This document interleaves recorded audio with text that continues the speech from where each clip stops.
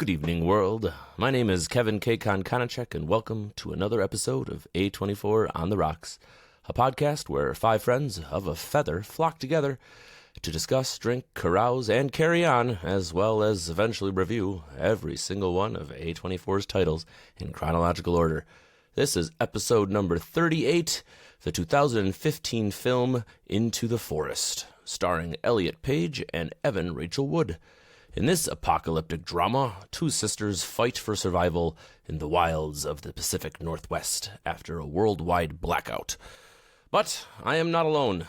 The fine friends of a feather have indeed all flocked together, and I am joined by my esteemed co-hosts, Blaze, Cole, Kelly, and Eric. Hey gang, Mr. Kisko, why don't you start us off and tell the people what you're sipping on for this fine movie review? What's up? What's up? What's up? I'm drinking Topo Chico Tropical Mango hard seltzer, and that's a Scary Movie reference for all you millennials out I thought he was there. going with the Budweiser. What's up? Anyways. Up next we have Kelly. Hey, what's up? At a normal volume, I say, in your ears. I'm Eric's wife. I'm also on this podcast. The name's Kelly. Get it through your heads. I'm drinking a Topo Chico, and it's strawberry guava flavor. The better flavor. After me is a man from Tampa. I'm actually from Chicago, but I will let you slide on that one. I reside in Tampa. What's up, guys? From McHenry. Yeah, true. Well, what's up, guys? It's Blaze with Shield Ride. I'm back like cook crack. Tonight I am drinking Coppertail Unholy Triple Ale. It's got 9.2% alcohol, so I might not be conscious by the end of this episode. Finally, we got our man down in Savannah. I'm actually no longer in Savannah. Sold my house. I'm officially trailer trash again. My name is Cole William Whitlock Gibson. I am drinking... The artist formerly known as Savannah. Yeah, I am drinking Prologue by Chapter 7. It is a delicious Scotch whiskey, and I am excited to discuss this film with you all. Fantastic. And as for me, I am drinking a Monster Truck Brunch, which is a fruit punch sour with a banana, passion fruit, guava, and orange from Youngblood Beer Company in Madison, Wisconsin. Delicious. Maybe nutritious. I'm not really sure. I think the bill's still out on that one. But damn, is it good.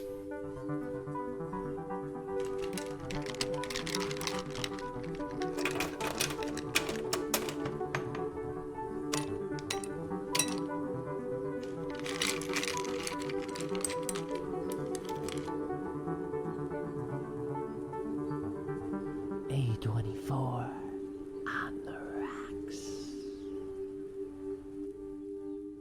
I do want to take this time that before we begin tonight's episode in earnest, that we are to advise our listening audience that this episode includes content warning, as it does include discussions on the topic of rape and sexual abuse.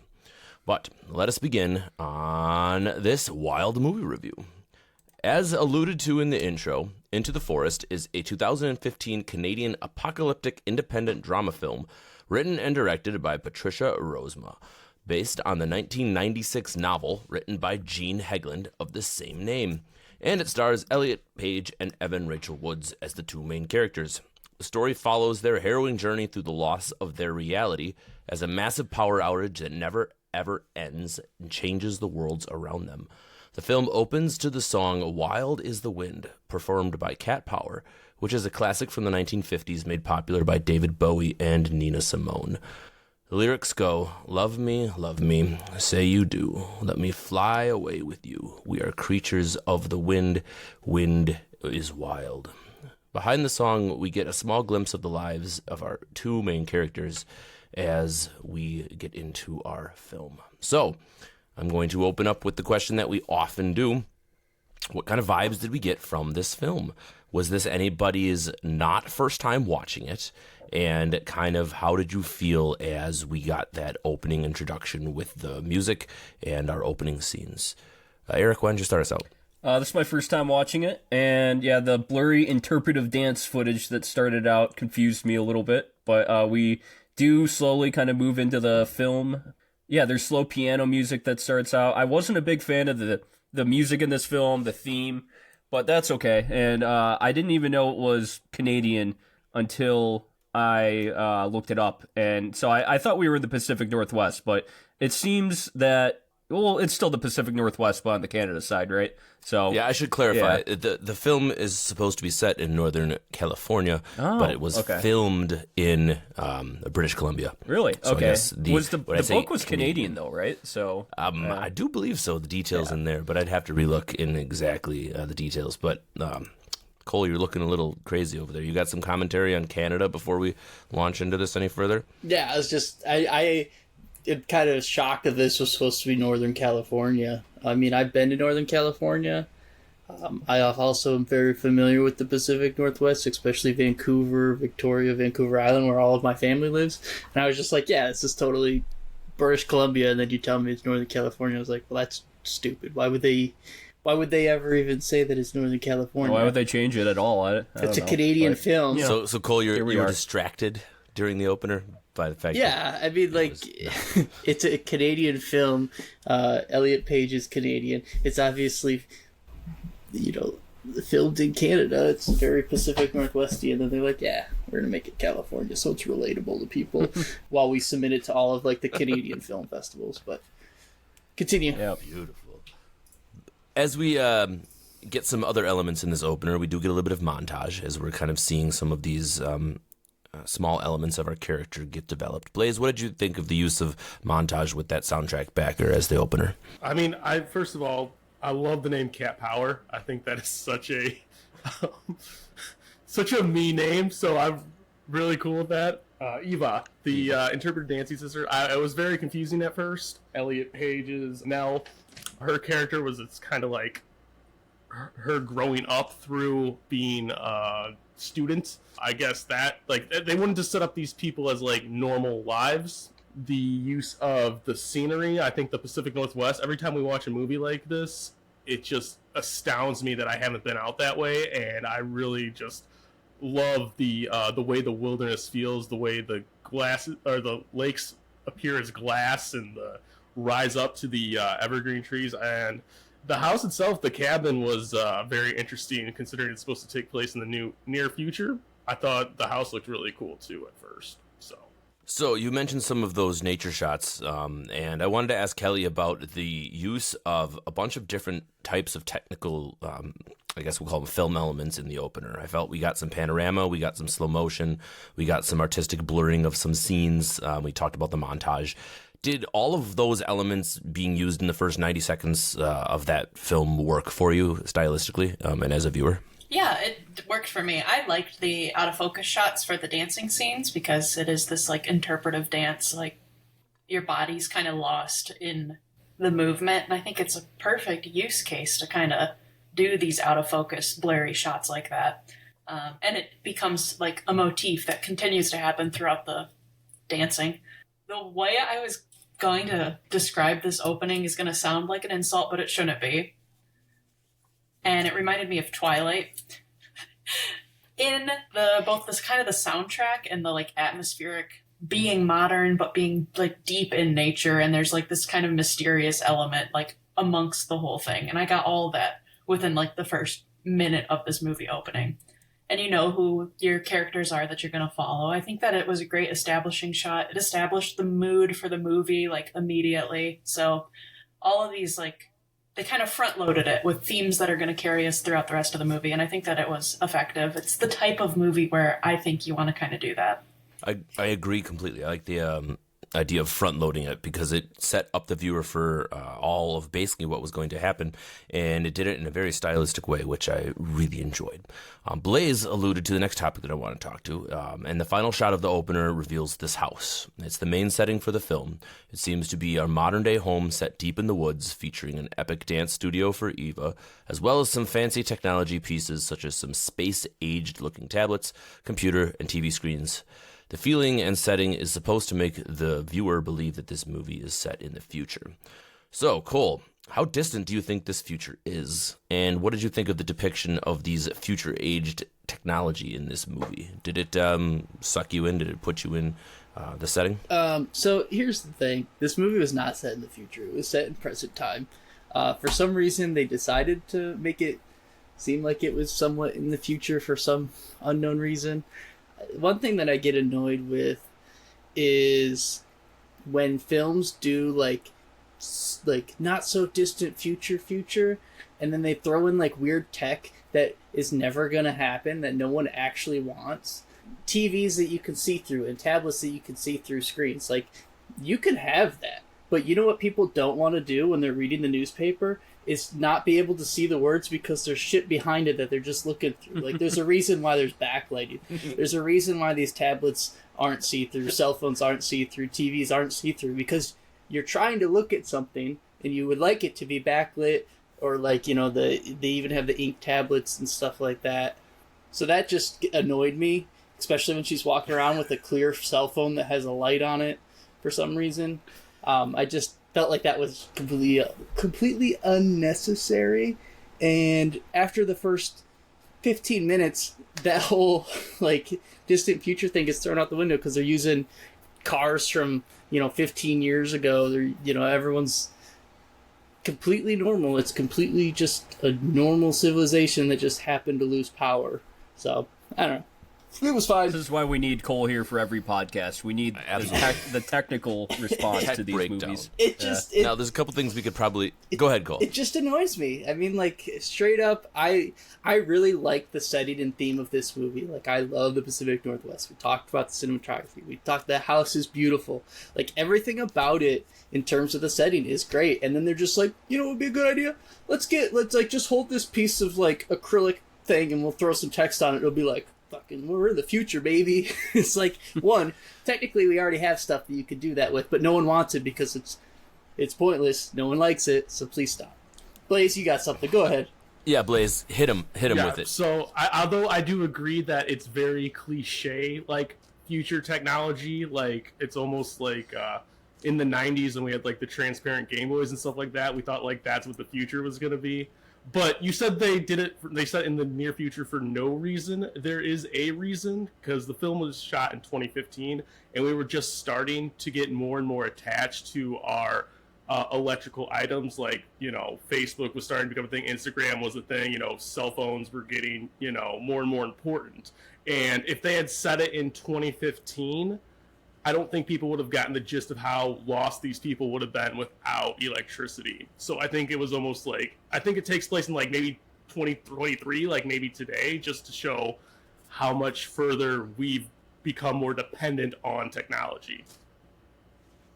Kelly, what do you think? What's your opinion? Yeah, I totally want to piggyback off of Blaze, because I was pleasantly surprised by the weird tech that was in their house, because I also like Cole, so I agree with both of you. I thought it was unnecessary when I saw it, and I even said to Eric, I was like, oh, they've got the Tony Stark treatment in this house. And it is just bad tech. Like, the person reading your book to you while the actual legible text on her screen is something you could never read. I thought was just kind of silly. But I think I understand why they do it, is because as soon as you try to put any tech into your movie, you immediately date it. And immediately 1 year later, it's in the past. And that's always going to be the case. So if you make it something that's very near future tech, it means that this could happen tomorrow. This could happen next year. And I think it just kind of puts a frame in your mind, and it's more framing for the movie. I also think that myself, with my dependence on technology, I'm not going to do very well if I was in these shoes. And then I think about the generation just one younger than me. They're even more dependent, so I worry about them. This might be a generation below that, and maybe the cars are older, we're still on gas, and our infrastructure is crumbling the way that it is right now. But I think it kind of establishes with this weird future tech and see-through phones that have flashlights in them, like, this could be an even more dangerous world that you have to live in, because you're even more removed from Earth, like actual tactile nature. Absolutely. Yeah. Eric, what do you think? I think what we're all kind of saying is that there was kind of a confusion about like where the setting was, and a confusion about what year it was in. Like, I didn't even hear like a specific year that it was supposed to be in. Like Cole said, it was present day, present day as like in 2016. But like I didn't ever hear them say 2016. I don't know if I'm wrong there, but Facebook and stuff, we were well on our way. We were already in social media time and smartphone time, because social network came out in 2011. So like we were definitely in it. So the point of putting in the future, I'm trying to, grasp at straws here, is because I think it's supposed to be an apocalyptic film, and it kind of gives it more of a, I don't know, fantasy element to it to put it in the future. It maybe lets you suspend your disbelief a little bit more and makes you wonder what a future world would be like, which I would think if it was actually in the future, we would have more green energy and more people would have solar power, and they have solar power for a little bit in like the lamps and stuff, but like I think we would have like homes if fully powered by solar in like 15 years.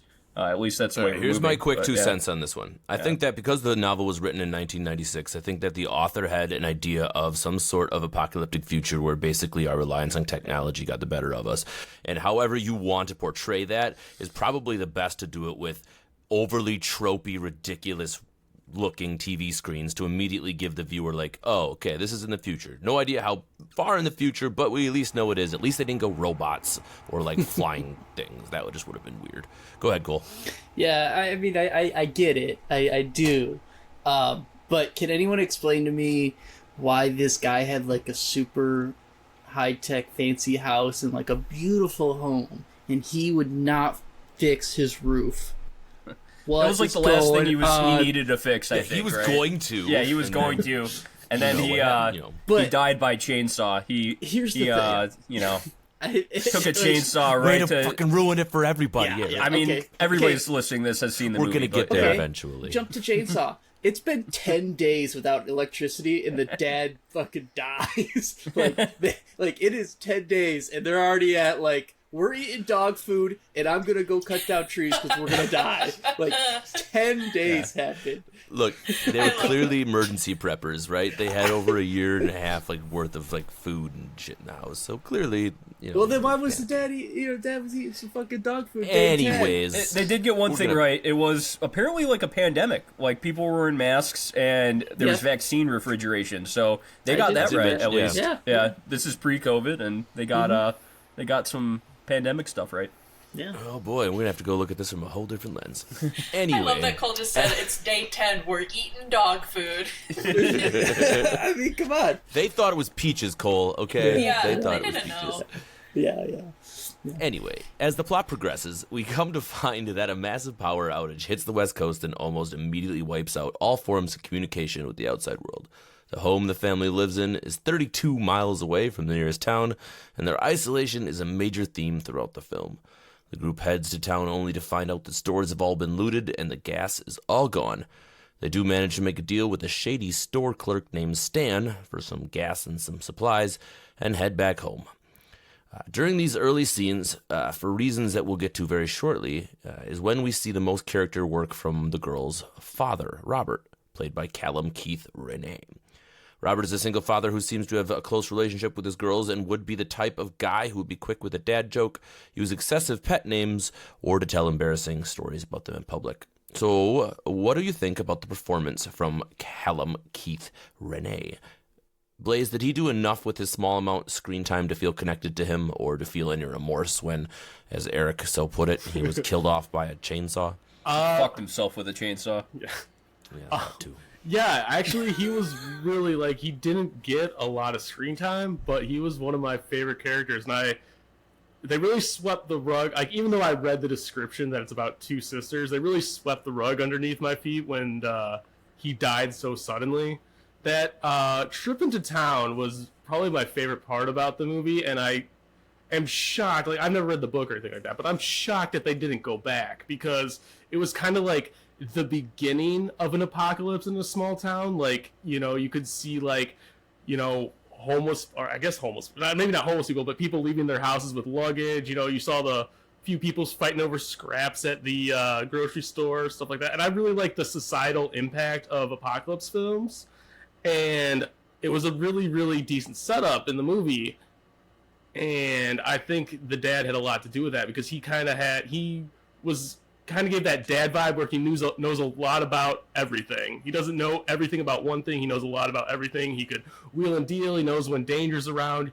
He clearly cares for his children, but he's also kind of like the fun dad. So I really felt like he carried the movie, the first, act that he was in, and I was really shocked that he died, and he deserved more. At least in my opinion, he deserved more than, two girls like lying on him and hugging him until wild boars come, and then he's really never like memorialized again. So yeah, I thought he did a phenomenal job, to be honest. He was very Last of Us vibes. Ah, very nice. Kelly, similar question to you. How did you think the character development in such a short amount of time was done? Did you feel that it was complete? Did you feel empathetic towards this character? And with his untimely death, how did you see that coming, or how did that affect you when you saw it? Yeah, I think that they built a fantastic father figure. Immediately grabbed me because I am a daddy's girl completely, and I immediately associated myself with Eva and her kind of character. And I'm sure we'll talk about both of these girls later too. But the dad reminded me of my own dad and our kind of dynamic, and he was like a strong but gentle, slow to anger kind of dad who is just like supportive and kind and like everything that want and need a dad to be. So I thought they did a great job establishing that, even him firmly standing up and being protective of his girls, but never being like frightening about it or anything. Like he's not an overly aggressive person, which is respectable. And I liked, we kind of mentioned after they go to the superstore, you would think you would hightail it back out of there, but he's like, no, like we need to do something for our psyche. So you can go to dance, you're going to hang out with your friends. I'm going to pick you up even after you're drunk and fall on your face. And we're just kind of going to giggle about it and sing songs on the ride home. Like, I loved his demeanor, and I thought they did a great job establishing him. And yeah, it gutted me to have him die so quickly and suddenly. And you see it coming too. And they do a great job with that, I will say, as well, with the metronome. I think that they did a good job. Eric, did you want to touch at all on the foreshadowing with that particular chainsaw and kind of where that comes into play, just in general with that scene, and if you did see it coming, how you kind of felt as that scene was kind of progressing? There was a lot of focus on the chainsaw for sure before he fucked himself with the chainsaw, but like it definitely, like when it happened, I was like, okay, this makes sense. You need this to build the film. And what I will say about this film is like what it lacks in the world building of the dystopian world that we're in, it definitely makes up for in character. And yeah, that dad character, I think he was a very good character. He was a dad you'd root for, And yeah, we'll get more into Nell and Eva later, but that's my big thing about this film, where it lacks in world building, it makes up for a character for sure. So Cole, you're going to talk about our father figure here shortly, but I want you to tell me and the audience, is it possible to jumpstart a Jeep using shoelaces and a chainsaw? I mean, it's definitely possible. I think the use of the shoelaces is a little bit of a stretch, because to create the proper friction and stuff, and for him to like hold that chainsaw taut and like get enough RPMs and get the shoelace to crank the engine or the alternator, I'm assuming is what he hooked up to. I just like all of those things. It's theoretically possible, but very, very unlikely. Those shoelaces would break. Something would have happened. There's a lot of other ways that I think he could have gone about it without using the chainsaw. Also, if they had a generator this whole time with gas, he didn't need to do that. Like, straight up, he could have just used the generator to charge the battery. If he had spare batteries and jumper cables and all that stuff, he had a generator. Not necessary what he did, but I do love the reason why they did it in the foreshadowing. I thought they did a very good job with the foreshadowing and like building the tension and getting to the point where obviously something happens, breaks, he dies, and then it like you briefly goes through the trauma that the girls experienced, and you kind of see Elliot Page alone, at the table with like a single egg, obviously still, feeling like gutted about what happened. And I think that she, feels responsible for what happened, even though it was obviously extremely indirect cause. But like, I really loved that timeline, that stretch of this film. But the way, from a practicality, no, I don't think. I think they could have done something much different. Well, as we've alluded to, and we'll get to right to the point, Robert should have taken better care of his tools, because wouldn't you know it, he was attempting to, fix the roof like we alluded to, and he loses a screw, throws a chain, and he severs his femoral artery to the sounds of his own screaming, dies as his daughters come find him in the woods. We are then kind of introduced to some interesting scenes there. Blaze, you alluded to it. We have the scenes of Nell and Eva sleeping curled up next to the body, and that vertical shot looking down, as well as the kind of use of gore during that entire scene in general.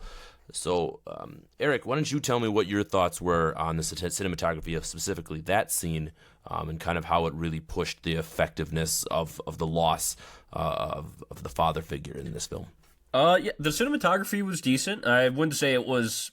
It wasn't like eye popping to me. There weren't like shots that really stood out to me, but it did the job. And that montage scene, I actually thought that was effective. I probably would have used a different song, because I felt there was a bit of cheesiness to this film. His last words were "take care of each other, love each other." Like, that's, a little cheesy. You could say that in a better way, Dad. And but like cinematography wise, yeah, I think it was on par. It wasn't bad, but yeah, I felt sad when the dad died, but there was a bit of cheesiness to it that kind of it didn't make me feel it as much as I thought I would. You're bleeding out. He doesn't have blood to his head. Kelly, do you share your husband's stoned-heartedness? Yeah. I didn't think it was as cheesy as Eric is saying. It was obvious that they wanted you to feel a lot, and I don't think that they needed to give it to us in words. It was already the sad Simba and Mufasa cuddling and dying surrounded by animals scene. What really got me, though, was the sisters then setting up a bed and start in front of the fireplace and finding comfort in each other. That was gut-wrenching, and that was without words, and that was cinematography of showing one of them just like absolutely breaking down, and one of them who just doesn't have it in her to like emote yet, but is going to deal with the grief in kind of a different way. And I don't know, that really pulled at my like heartstrings, because dealing with death in any capacity, especially a sudden one like that, especially a established in this movie beloved father that they relied on and loved so much, they did a great job of showing that kind of grief, and it made me feel like, oh, I wish I had a sister close in my age for if something like this were to happen. Like, I felt like a longing in my own heart, and I don't have a sister. I never wanted one until I saw that scene right there. I was like, there's something but with these sisters. I'm glad they have each other. We talk about this all the time, right? We talk about a movie making you feel, and you literally just said you wanted a sister or a sibling based on how this movie made you feel, and that's just such a credit to all of the different things that we've kind of talked about here. The cinematography, the way that without a lot of words, they kind of put you in that moment. And I had the same exact reaction as all of you watching that, just gut-wrenching, just, oh my gosh, it's going to happen so quickly and it's going to be over so before they could even process it. And that part too, right? They can't do anything. They cannot do anything. By the time they even try to put pressure, he's gone. And that was just absolutely brutal. Did anybody else want to throw in on that gut-wrenching scene before we kind of move on to the next parts? Just a reminder, all of go that ahead. took place in 10 days. Just the timeline of this. The world movie. fell apart pretty quickly. The cell phone towers must have really fell apart pretty quickly. Radio fell apart really quickly. All these things that you'd think would probably still be around even without electricity, it fell apart. So also, it took the dad. So the believability of the world building, yeah. It took the dad. I don't know. It all happened in 10 days. Also, where are the bicycles? Just throwing it out there. No bikes. No one had a bike. Yeah, they said they sold them. Remember? Don't they explain that later? He got rid of the bikes to the kids in this class. Yeah, you're right. Okay. So take your little plot hole and shove it, Cole. Anyway, I really wanted to plug I wanted to plug one of my favorite movies, Turbo Kid, because it's like post-apocalyptic Mad Max, but with bicycles, and it's amazing. The author knew that everyone would go there and was like, nope, bikes are sold. Try we again. just got done. So we just got done kind of lauding the performances of our main characters in this scene and kind of the early establishing scenes with their father. So let's talk about them. Let's talk about the performances of Elliot Page and Evan Rachel Wood. It was both revealed in interviews that they basically took great lengths to prepare for this role. As far as Evan Rachel Wood even feeding herself small portions of food to kind of create this hunger deprivation in her character. And it was Elliot Page who brought this project to the forefront when she found the book in a Canadian bookstore, was so enamored by it that she essentially sought out the author and helped create the screenplay and was a producer on the project. So, our thoughts on our main actors and their performances in general. Blaze, why don't you start us out? I thought their performances were pretty good. I liked both of them as their roles. I liked Elliot Page's portrayal of Nell, about how she's kind of more of the headstrong sister, the sister that's wants to make decisions and really thinks things forward as far as like conserving rations, you know, what she should do with the gasoline that they have left. I thought she played a very strong role, and I thought Eva, she played her, I guess, more naive, more like not within reality of the whole situation until later in the film. She plays the, dance. The dance recital's still going to happen for a long time, and I thought that was, it was believable that she thought that, you know, life was going to go back to the way that it was. And Elliot Page now was way more grounded in reality. It's just that their story threads didn't go anywhere after their dad died. And that was kind of the biggest letdown for me. Like I said, I think a good apocalypse film is more about the consequences of society. And, you know, you can have it centered around a small group of people. The problem is that because they're in isolation, it's just they're just straddled to their problems. And even when Nell had the chance to get out and try to go to Boston, she got halfway down the road. We didn't even get to see the town again, and she comes back. So I think the way that they portrayed their characters was, you know, above average to good. Kelly, similar question, but more of a focus on the characters and how they are kind of fleshed out in this story. Obviously touching on their performances as well, but a little bit more on what you felt about the character development and kind of whether or not you felt that our writer-director put them in a spot to kind of be different, or if they more leaned towards being more of the same. Yeah, I think that I took from this movie, it's more a character study. It's more a story of sisters than it even is the world that they live in. I think that they did a great job establishing two fluid people. Eva was more the grounded sister at the beginning, and Nell was behaving more like a younger sister who is a little more stubborn and wants her boyfriend to stay around and wants to fool around and see what happens. And Ava's like, listen, here's the situation that we're in. We don't really need you getting pregnant right now, so maybe try to be a little more responsible. So she does behave, in my opinion, more like an older sister. I like that they are different in the way that they get angry at each other and the way that they handle their anger. It is just a study to me. Even the way that they kind of like play or try to cheer each other up, like all of it is just a push and a pull between the two of them, and their roles then change as the movie goes on. Is this what it would be like to have a sister near my age? And how would we get along in this kind of scenario? And where would we strengthen each other? And where would we bicker? Even Nell finding chocolate and not offering it to Ava because she didn't answer fast enough, and then Ava getting mad at her, and Nell establishing like, you never even liked chocolate. It was such like they're just gonna bicker like they're gonna bicker, even in this really tragic kind of scenario. And then when things progress in the movie, the way that they are there for each other was just like, heartwarming. What a good story. Eric, do you think that this is a true coming-of-age story in the sense of kind of seeing this character development from starting in a certain place and then obviously seeing where they are at the end of the film? I think it's a less coming-of-age story and more of a testing of how people react when there are these things like apocalypses, or it's not even really an apocalypse, but things like large blackouts and electricity going out. You know, it's a testing of character, I think. And I guess it does kind of so happen where Elliot Page slash Nell, she is about 17 or so when this all happens, and then Eva is older. So I guess they kind of are growing up while this is happening, but that's just more of a matter of circumstance. I wouldn't put this under the coming of age story genre, though. Yeah, I wouldn't even say it's so much coming of age. It is like a story of grief in a family, is kind of what I was thinking when you were explaining better, because I'm like, even regardless of what was going on in the actual world, this is, like, it's established in, like, the family videos. They lost their mom super recently, too, because everybody looked about the same age.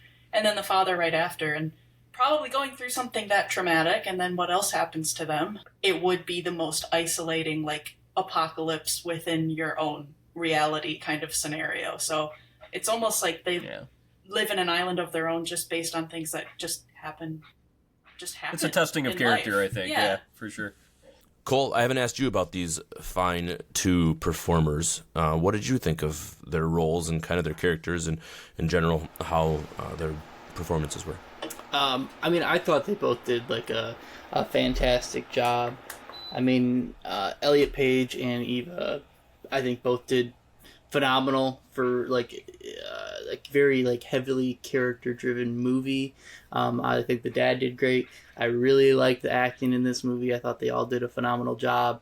And a lot of the interactions were very relatable. As someone that grew up with three sisters and seeing them interact and also interacting with them, they definitely like nailed down some of the vibes and responses that you would get from like dealing with the inner like bickering and stuff like that. So I think they did like a phenomenal job with it. I pick apart movies and stuff. That's just the way I am. It's almost like the apocalypse doesn't really matter. It's kind of like a secondary thing, and in some ways I kind of like that. In other ways it makes it almost seem, I don't know, more boring at times, where I'm just like waiting for something, and then I don't know, I have some issues with this movie. But if you talk about just the characters, I thought they did a phenomenal job. So from this point in the film, the movie takes a stylistic departure and introduces some time jumping. We get the perspective from the girls from their 2-month, 6th, 8, and then 15 months away from power. So what do we think about the use of the effect here? Was it effective in moving the pacing of the movie forward? And then we're going to just kind of move that into a pacing question in general. How we felt about the pacing and kind of where we felt as we were watching it. So Eric, why don't you start us off? And then Cole, why don't you go next? Pacing I felt was good. I do like how they pronounced how far we're into after the power outage. The pace of events that happen in here, there's very drastic things that happen in here. That's the thing. It's like, I think that things turning this drastic so quickly isn't exactly believable if like all of our power went out. Because I also truly believe, like, it's been proven in studies that when things like this happen, when there's mass power outages, usually lower and middle class people tend to be much more altruistic and empathic. Like, for example, they did a study of Katrina and what happened a few days after, and despite what you saw on TV, there was actually a lot of people just helping each other everywhere and caring about each other. And in this film, it's just like, okay, everybody's just going to start fucking, pulling out shotguns if you approach them on the road right away. So, I mean, I think the way the film was actually paced is okay. I just don't exactly believe that things would get this drastic so quickly in a society without electricity. So, all right, Mr. Cole, what did you think? 101 minutes. Was it too long for you? The pacing in terms of the time jumps was good. I think this film needed it to like properly express like the full story that they were trying to do. There definitely was some lull points. This is not my first time watching it, and I think the first time I watched it, I was much more engaged than the second time, just because I kind of knew it was going to happen, and the parts in between were really just kind of like long and drawn out.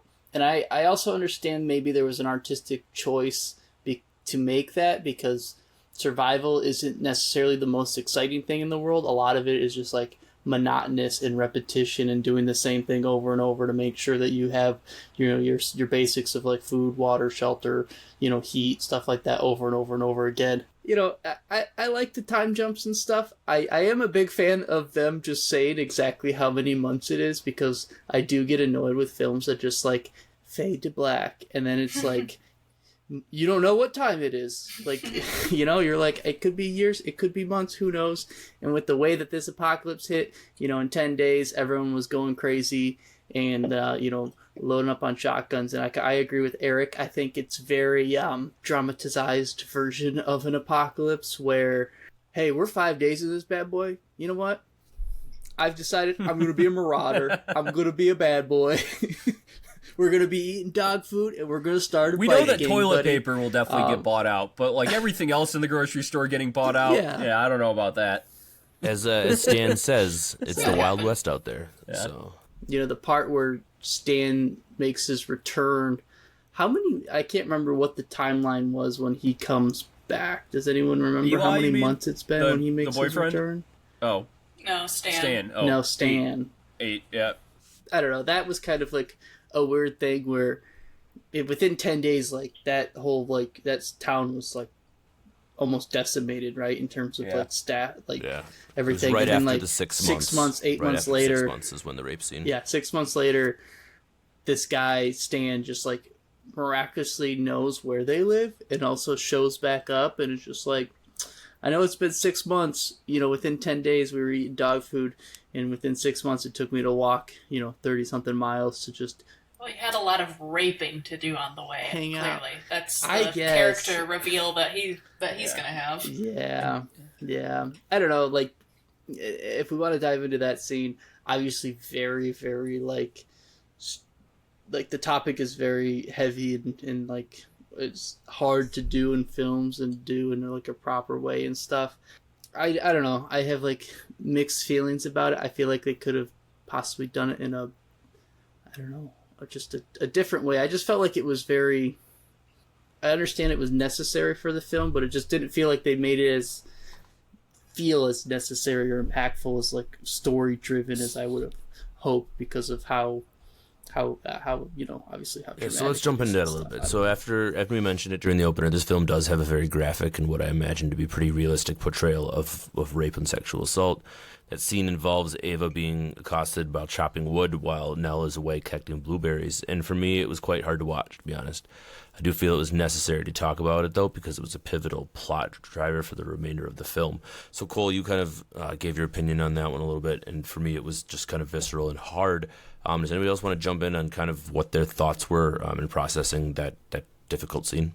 Yeah, we couldn't watch it really. I put it on mute. Kelly left the room. Those kind of scenes in film are extremely hard to watch, and there's trigger warnings on films on IMDb now for good reason, because those kind of scenes can really like trigger people. They were mainly showing her the whole time. They didn't show anything else going on. They were showing her face.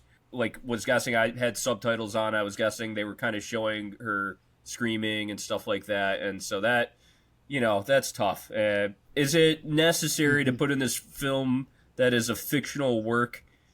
I guess where we end up in the end makes it necessary. I guess the way they did it was pretty visceral, even though they didn't show the guy, but it was still, tough to watch for sure. Yeah, I definitely took notice, too, that they were very purposeful with their choice on showing just her face and kind of the raw emotion of what that was going through. It was reported, I know, that during the filming of the scene, Evan Rachel Wood was screaming so loud during the acting part of it that she, popped some blood vessels in her eyes from the intensity. So as far as like method acting and kind of getting into it, they went all out. So that was something there. Blaze, did you have anything you wanted to throw in on that particular scene, or kind of just the way that changed kind of the characters and the way that the film kind of progressed? Okay, so I want to tiptoe around the tulips really, really lightly on this one, because I know it must have affected you guys pretty badly. For me, it felt extremely schlocky. It felt unnecessary, and the resulting pregnancy and birth also felt unnecessary in my mind. I think, like, again, rape is such a difficult subject to talk about, and to ever downplay it, even in a fictional work, is, you know, you're asking you're asking to draw the wrong attention. But I mean, the way that it was the creepy grocery store guy, and the way that it didn't come off as a surprise as to his intentions from the beginning, it was anti-tension in, like, a bad way.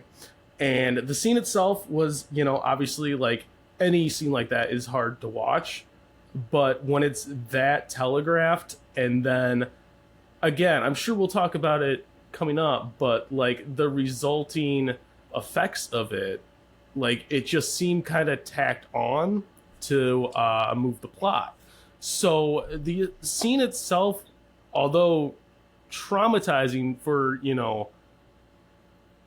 for the average person to watch, as, someone who's seen the movie like Last House on the Left, like, that is a brutal scene. This was a very watered down version of a very hard thing to witness, but at the same time, it just it didn't feel like the payoff that comes was worth the obviousness of the scene, and again, schlockiness of it. I felt it was very B-movie-esque, and a really just a ploy to tug at your heartstrings about Ava, and maybe to get her to mature in this aging world. But at the same time, like, I get it. It affected you guys, and that sucks. But, at the same time, I've seen that in movies done a lot more effective. So, yeah, it wasn't fun to watch, but I've seen it worse. That's kind of my point. So we've already alluded to it, but some heavy-handed foreshadowing. You do Kelly was get gonna that. talk. Kelly was. Sorry, I didn't. Kelly, jump in, please. Yeah, so, like, I will say, when it comes to this kind of stuff in movies, Eric,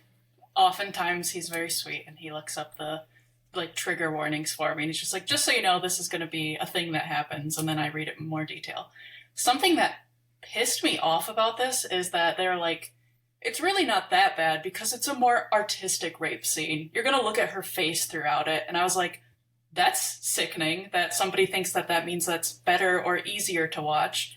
I also don't necessarily like the idea of, I've seen more brutal rape scenes in movies, so this one didn't really do it for me. I think that was kind of a weird comment to make, but that's okay, you can have that opinion. I think that having not watched it, but watching what happens leading up to it, and then her responses afterwards, and I think that this was written from somebody who's probably pretty intimate with the subject. The choices to show it, I hear it lasts like 2 minutes long. It's obviously a really pivotal part of the movie. I know people who have had children from the same kind of conception and made the same decisions afterwards. I find that her making that choice was something that I don't know, like, if I've ever seen that made in a movie. And I think we were talking about pacing. The quickness to make that decision was an issue of pacing for me. I think that they could have sat on that maybe a little bit longer.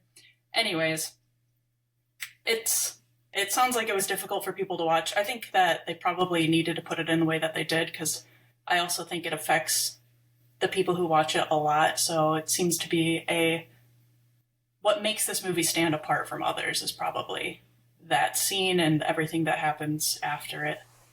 Right, and the results of that scene, and all the communication between the two sisters, and the things that they develop because of that scene. So, to answer my own question, do I think it was necessary? Absolutely. I think this film has a gravitas to it because of what we see and what we feel in that exact moment.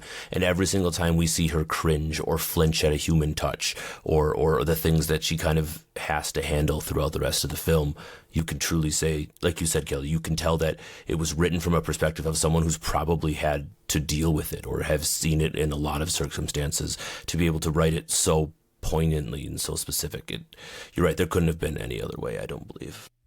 And there was one other thing I wanted to say, if I can steal the floor one more time. Blaze, you also brought up, like, that it was, like, the creepy weird guy that does it, and you see it coming, and I completely agree with you on that. I almost, like, it, in this kind of scenario, I like that it's included because it would be a real risk for two women living alone, and people know that they live there. But it would be more likely, based on statistics, that the boyfriend Eli would be the perpetrator, not random man who came down the, street months later. Yeah, I thought it was Eli usually the whole someone way. you know, so... The whole Yeah, way, I'm like, Eli, agreed. Eli, you bastard. Cole, did you have something that you wanted to throw in on that before we kind of move in to a different segue? Yeah, so I kind of had, wanted to go off of some of the things that Kelly said. One, I also thought that Eli would have been a much better story beat than just Stan shows back up 6 months later. I thought that was kind of lazy. And I think that one of the problems I had with this whole scene and this whole scenario in terms of how it kind of just felt weird to me. Obviously, it's, a hard thing to watch, but the weird thing was just, like you mentioned, how quickly after the fact, decisions were made and, the story just moved on. For such a character-driven movie, they didn't let the characters kind of drive the after fact. It was just like, I'm going to keep it, and we're just going to ignore everything and move on. And they kind of just left it, and they just moved on. And they were like, okay, now the new story is you're going to have a baby in the post-apocalyptic world. And it's like, we're just going to drop that storyline. First storyline was, dad's really cool, dies. Next storyline, terrible thing happens. We have a rape. Okay, we're done with that. Now it's the new storyline is, how do we have a baby and get B12 into this world, Speaking of B12, it has come to the point in the podcast where Cole famously will continue to talk about the details that we see in this movie. B12 is a deficient vitamin in this film because they can't get meat or, protein. So Elliot Page's character decides to go hunting for the very first time in their lives.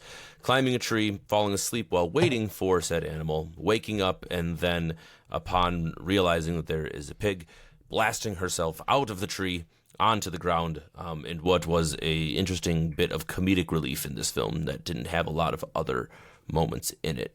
So, did that comedy bit, if anyone else took it as a comedy bit, strike you as relief? And Cole, what did you kind of think about that scene in general, even from the butchering of the pig, and just kind of some of those details on that? Well, as the resident Canadian, and I think the only hunter in this podcast, first and foremost, I don't understand why she was just chilling in a tree. There are tree stands, but just her chilling on, a branch precariously perched up there. Bad idea. Also, just a general science thing with guns, contrary to how movies are, yes, they kick, but they can only kick as much as it's an equal and opposite reaction, right? If a bullet's being launched out and it hits something, unless that thing that you shot and it hits it launches that thing too, you're not going to get launched off of the tree either. It might make you unbalanced if you're not ready for it and stuff, which that would be way more believable. But the way that they filmed it, and she shot it, and it was a Winchester 70, which is just a standard bolt action rifle. She just gets fucking launched, and it's not even the proper way. It's a Django Unchained type Quentin Tarantino shot where he shoots it and she launches 90 degrees the other way. So that scene was very funny to me, very comedic. It definitely made me laugh. I will say the scene with her actually butchering the pig is, she's doing a terrible job at it, but it's apparently it's a real pig. It was very realistic, and I looked it up, and it's sure enough, they just got a dead pig and they let her just go to town and try and butcher it. So that scene was obviously very realistic, and all of the guts and stuff like that, and her peeling the skin. I don't understand why she put Polly down. If she was reading the book, she would have hung it up by its haunches and strung it out that way, made it a lot better. But for some reason, she decided to put a tarp down and put it on the tarp not to get the ground dirty, I guess. Fun fact, Elliot Page is vegan, that, but and so when he did the scene, I don't know why she did this. He was vegan when he did the scene. Whoa. Man. That is impressive because, Cool. again... And, so we take a B12 pill too, so that's very much a thing. thing. If you don't eat meat or dairy, you need to take B12 pills. Whoa. If you're vegan. Yeah, so more vegan. So. As much as I hate on this film, realistic stuff, The whole pig butchering scene was very realistic about how you do it, get the guts out and all that stuff. It's method And acting. then, you skin it and peel it out. So, I mean, Elliot did a fantastic job, especially if you're vegan. I don't understand why you signed up to do that. That seems like a step that's like a little bit beyond what you needed to do in this film in terms of that. But I mean, I respect it, man. I really do, especially for a film that was only a budget of $10,000. Yeah. Why did Daniel Day-Lewis beat a guy over the head with a bowling pin just for There Will Be Blood? Who knows? I guess we'll never understand it. Sometimes you just gotta do The stuff. practice for the film. Yeah. So, as the movie approaches its climax, we see Eva starting to have contractions and going into labor. On top of the stress of having a baby, their house, which has fallen into disrepair over the past 15 months, is starting to collapse. Seemingly left with no choice, the girls collect any last-minute keepsakes and gear they may need and elect to use their remaining gas to light their childhood home on fire. Blaze, not ironically with the name here, but what did you think of the scene in general? What did you think about their election to light their house on fire as opposed to, just leaving it alone, and just kind of the way it was shot? Yeah, from the character's perspective, it made a lot of sense. They figured that, there were people after them at the time, and there was black mold, which was bad for the baby. So it's symbolically saying that they're ready to move on from home, which is what any, young person would do in real life. Their circumstances are a little bit more grandiose than that. So I thought it was shot very well. I thought, to kind of echo what Kelly said, the decision for Eva to keep the baby, especially under the circumstances, and then on top of that, these circumstances of the world state during the time, it was very befuddling to me, to say the least. That was definitely an issue for me, just character wise. God forbid I had gotten pregnant consensually. I don't know if I'd want to keep a baby in that type of world. But their decision to burn the house down was actually way better than what I expected it to be, because just like their old way of life, the roof was dilapidated, there was rot from the inside, and they needed to be free. So the way that it was shot, the way that the characters handled it, that made sense. So I'm kind of talking because the fact that there is a baby in this movie frustrates me, but the fact that the sisters could go on out into their new life was a very symbolically, it made a lot of sense, and artistically it was something to behold, because you don't really get to see the Phoenix rebirth in a lot of movies done right, and I feel at least in that sense of the word, they did it right. But my only question is, what do they do now? Because I don't know where they're going to go. Are they going to stay in the little stump treehouse for the rest of their life, or are they going to move to town? They don't really have a next step. So reality wise, what are they doing next? Because there really is no next outside of living a Matchstick Man life, where you're just walking through the Pacific Northwest and hoping to make a fake bus and shit like that. I guess we're gonna find out in the sequel then. Kelly, what do you think about the ending there? Just that whole scene in general, just kind of the election to put their past behind them and to move on, and just the way that it was represented in the film. I can say this because I'm a woman, but I feel like Ava, as soon as she had a baby, just got filled with crazy mom pregnancy hormone brain, and was just like, well, there's black mold, we gotta burn the house down. We gotta burn the house down. Baby, not good for the baby. Burn the house down. It just seemed really brash to me, but I think the symbolism there is there's a new life, there's a new, literally and figuratively, we can leave all this stuff behind us. We don't need it to physically exist in order to carry things forward with us. So I don't think that staying in one place is the safest decision for them anymore, especially one that is going to make them ill. But the fact that they're going to set their house aflame and then not walk too far and hide in what I was calling the fuck stump And that's where they're gonna make their first home. I'm like, I hope that they continue to move. You said fuck shack, actually, when we were watching it. I think fuck fuck shack. stump works better in this circumstance, but Yeah. But I was like, well, they're just kind of drawing more attention, and they're not very far from it. But in my mind, then they continue to just roam, because they've established they know how to be hunter-gatherers. So I'd like to think that they're A-okay, and the little boy grows up to be happy and healthy. So I think it was a happy enough ending. That's pretty devious to have your sister have a baby in the shack that you had sex with your boyfriend in for like a month. You know, try to clean it down. Try to clean it a little bit, disinfect it before you bring a baby into there. You know, like it's not a clean place. Yeah. all right. Also, that was the... Like, how many loads were on the ground? Ew. Oh Lord, we're moving on. I'm cutting this conversation But off. that was the Cole, cleanest Cole- childbirth too. If we're gonna talk about how realistic it yeah, was, that was Yeah. like a model, Very model clean baby childbirth. with some weird like things pasted on it. Like, here's your not recently born baby trying to play as a recently born baby. Awful. Speaking of unrealistic things, Cole, would that house have gone up in that rainstorm? I mean, that thing, it was raining fucking buckets, and they just the thing up like a fucking candle. Yeah. Short answer is no. No. With it being in the Pacific Northwest, it's like wet all the time. I mean, everything is saturated all the time. Making like a fire out of the wood you find is a pain in the ass, let alone burning a whole house down that's filled apparently with mold and saturated, has like leaked everywhere, it's fallen apart. Very, very difficult. Also completely unnecessary.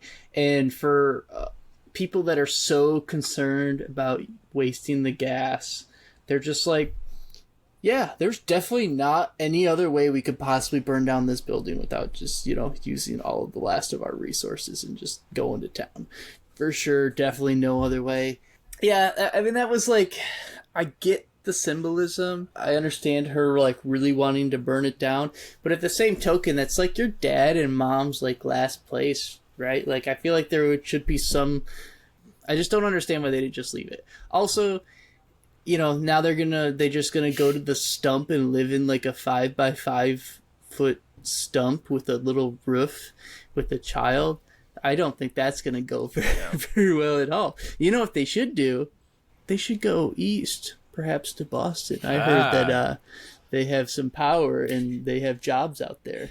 Maybe even Eli's waiting for them. The end of this movie was just like, you know what we're going to do? We're going to burn down the only like shelter that we really truly have. Instead of trying to fix it or even quarantine the mold, we're going to burn it down and we're going to go live in a stump. We're not even going to try and travel and go to find other civilization. We're going to move further away from civilization. I don't ever want the Earth to come back. I don't want to even know about it. For all you know, 30 miles down the road, everyone's just like, man, that power outage was fucking gnarly. Thank God we got it all back, guys. That house is probably worth a shit ton of money, and like if the power comes back, they probably just burnt down like 500. No, it's Pacific Northwest, like $600,000-$700,000 worth of home. Millions. Yeah, probably more. Yeah, and a nice house like that, in the like overlooking the mountains and everything, and it's just like, why didn't you patch the roof from the first place? You did all these other things that were smart. You were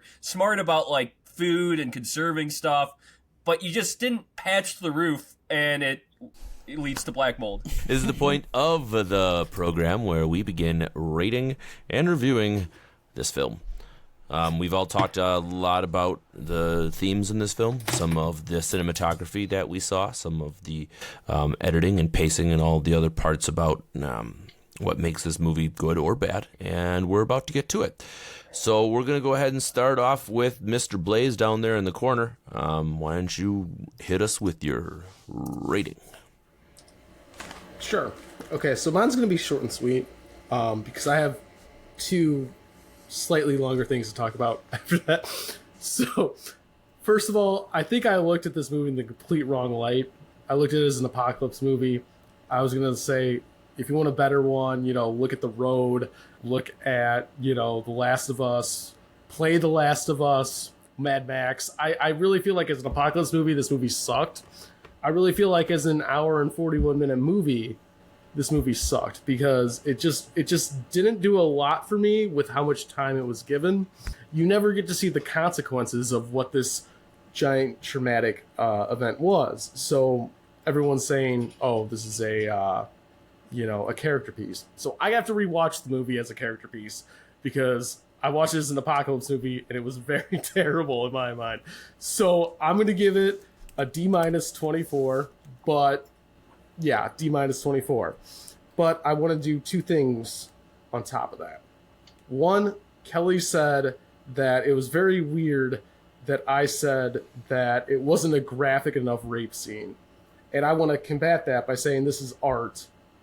We're not talking about real rape, so we can grade art. This isn't like a real rape versus a real rape. So the fact that, I can say that I've seen more brutal examples of it. Well, did you want it to be more brutal? I think that's brutal? a valid statement. That's what I guess we were... I never said I wanted it to be more brutal. I'm saying I've seen rape scenes that have affected me more, right? Yeah. I've seen pictures of water that have affected me more than pictures of water that have affected you, right? I've seen still lives that have spoke more to me than still lives that spoke to you. I don't know what you're art. trying to... It's fiction. Okay. Right. Well, no, you're asking. I'm hearing you, but we know that it's art too. Yeah, we know all this. Right. Yeah. So I don't know. I don't know why it was a weird comment. I'm saying I've seen scenes that have affected me more. It's yeah, art. I It's understand your perspective. I get it. Secondly, on a higher plane, our illustrious host asked me to look up my boar apocalypse because I feel like it's a more pressing matter. So just real quick, we can cut this out. I did ask him to do this, so. So since 2016, wild boars are a minor point in this movie, but the wild boar epidemic is actually a real thing. So I just wanted to throw off a few coal statistics real quick.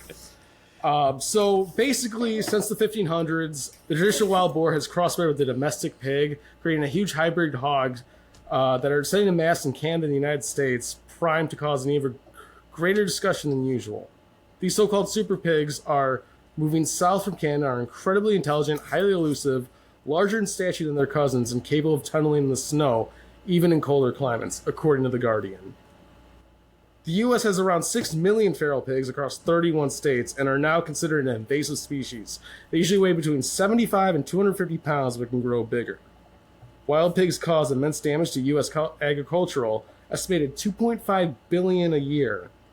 Vehicle collisions are on the rise, and wild pigs carried at least 70 zoonotic diseases, including swine influenza, salmonella, pathogenic E. coli, and that's according to National Geographic. I think that if you want to learn more, go to Some More News, hosted by Cody Johnston on YouTube. He does a really good thing, but the big thing that these characters should have worried about were the pigs. Super pigs, guys. Anyways, thank you, guys. Super pigs. All right, Cole, you're up next, buddy. Yeah, so I have problems with this film. I also liked certain things with this film. I will say the first time I watched it, I think I liked it more. I genuinely liked it.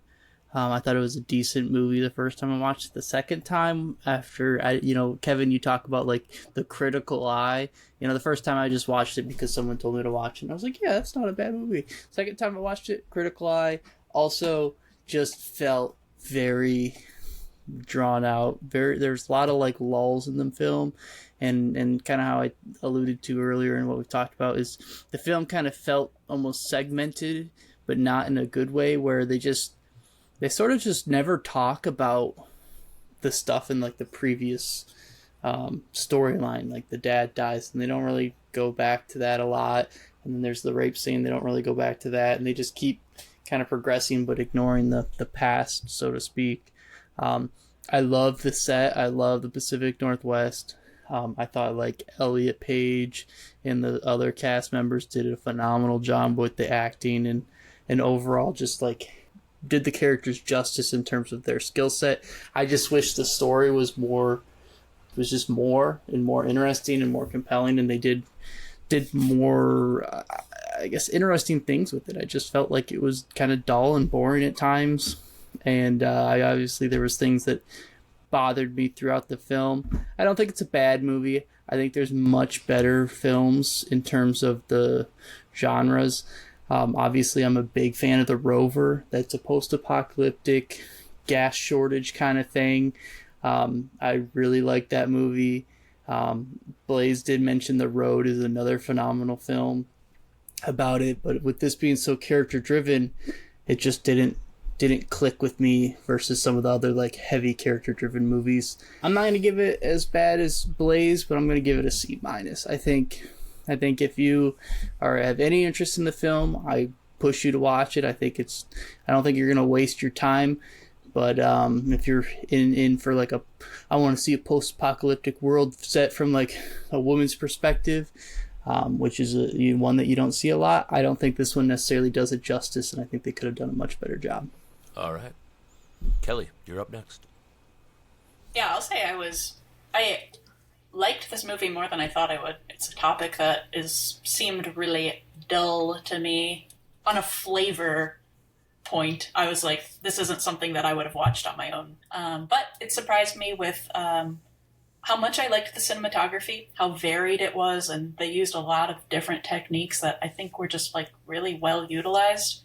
I thought that the relationship between the sisters, as I've said, like really made me feel a lot, and that's a point that I make is make me feel in your story, make me believe, show me something, teach me something, and it nailed all of those things. All that said, I liked it more than I thought I would, but it still didn't like blow my socks off. And I do think it's more of just like a story about sisters and your perseverance in any kind of cruel world, more than it even is about the apocalyptic scenario that it's set in. I can't be more eloquent than that. I liked it. No. Good job, everybody. And I liked the music. Great acting, for sure. All that said. It would be probably, I think, a solid B- 24 from me. All right, Mr. Kiska, you're up. Okay, so now that we've talked about this more and more, I'm like, is this really even an apocalypse film? Because there isn't mass death. Like, doesn't an apocalypse film include mass death? You can't really have a post-apocalyptic world if there's no mass death because there's no apocalypse. So I'm just going to go into this. It's more of like a dystopian sci-fi film that's just placed like 5 years from now. And the believability of the world for me is the thing that kind of tempered it down a bit.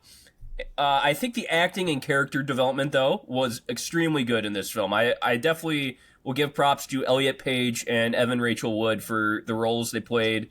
There are definitely things with the script I have problems with, like Love You Like Stink, and also, the way that the dad, his last words, that was kind of just like, all right, and the piano and violin music wasn't my favorite. Little cliche. So there's some cliche parts of this film. Overall, though, I still think that the acting carried it, though. And it made it an intriguing story. And although I don't, completely agree with the ending and everything that happened in it, I still am going to give this film props for the acting. So I'm going to give it a C plus 24. I'll be right a little bit below Kelly, but not far behind. All right. So a lot of what I'm going to say you've already all touched on, so I'll keep it brief. I think for a film that had a $10,000 budget, this went above and beyond what I thought was possible for a low-budget indie film. I thought that it was very pretty. It was very well edited, filmed very nicely. The performances were well done. The story had me a little bit more believing than I guess some of what you guys have said, mostly maybe because I can kind of picture myself getting lost in the middle of the woods and never hearing anything going on in the outside world. So when that doesn't happen, I guess I can believe a little easier because I know that it's possible to get lost out there, but not when the apocalypse is happening, everyone's dying around you. It makes it a little bit harder to believe, absolutely. I think that in general, this movie had me pretty hooked up until the end, as we've talked about. The whole deciding to keep the baby and some of the one-liners in relation to that whole thing felt more of like a propaganda piece on some choices. And I'm not going to touch on too much more into that, but it lost my viewership attention because I kind of was like, oh, well, I guess there's the point of what we were going for. And then we're just going to go off into life and not explain any of the details on that part of it. I really enjoyed the scenery. The pacing worked well for me. And in general, I guess I would recommend it for specific people looking for works of, let's say, Elliot Page, for example. That would say, yeah, go ahead, and because it was a tour de force on some of the acting jobs themselves. So that part I would definitely recommend highly. We didn't talk about the soundtrack, oddly enough, and maybe because again it didn't really exist. We had the song at the beginning, and then we had a little bit of a reference when they were singing in the car. But other than that, like Eric said, it was very generic. Strings and music that makes you feel uncomfortable.